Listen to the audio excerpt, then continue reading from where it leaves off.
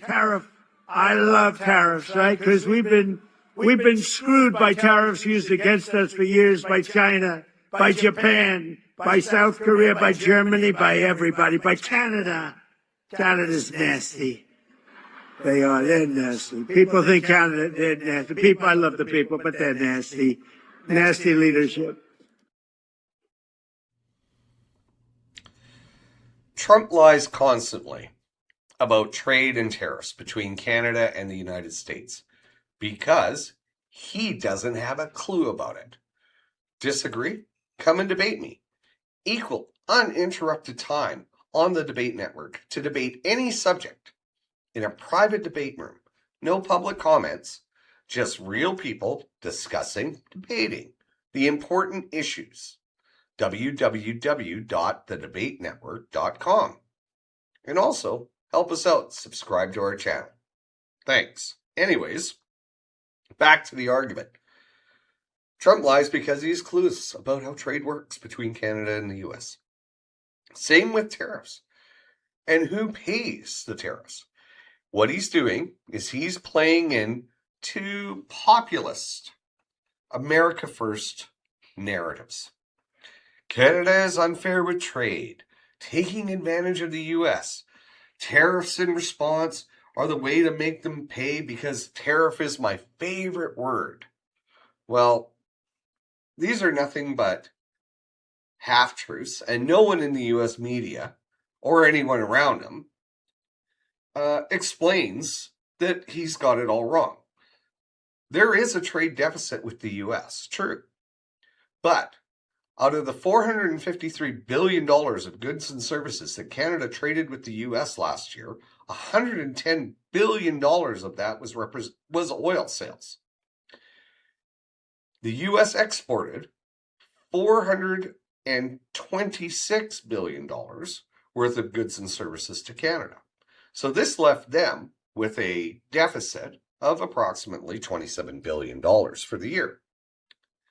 What's not included in these trade figures? Military spending. Things that Canada's purchasing like F-35s, drones, munitions. Canada spends per year on U.S. equipment 70% of its budget. So on a budget of $38 billion, the U.S. is getting 70% of that, or $26 billion per year. Now, per this article from Maclean's, this is not going to last for long because Canada's switched its policy and now is going to be planning to spend 70% of every dollar on Canadian manufacturers, diverting a lot of money from the U.S. And the reason being, well, they're not a reliable ally anymore. The point of this is the numbers of Canada taking advantage is simply a big-ass lie. So the total deficit, when you add in the military, goes from being a $27 billion deficit to the U.S. to a $1 billion deficit. And on a $905 billion trade, reciprocal trade going between the two countries, this is nothing but a rounding error. So why the tariffs? What is the purpose? Well, Trump is trying to gain control over Canada's resources. Energy, fertilizers, aluminum, steel, lumber, critical minerals, and water. To do so, he needs to create economic hardship and division in Canada. The U.S. administration has been openly supporting the separatists and 51st state people. The admin has even met with these disloyal and clueless morons. But there's another reason why. Trump gave immense tax breaks through his big, beautiful bill to corporations, allowing them enhanced write-offs of their corporate jets, as well as lowering corporate taxes and the taxes on investment income for the wealthy. Well, when you cut out all these taxes for these people, it has to be made up. Well, how do you do it without raising taxes on everyone else? You apply tariffs on goods that people purchase, because those tariffs are paid in the end by the consumer. They are a consumption tax on imports. So, and it hits everything.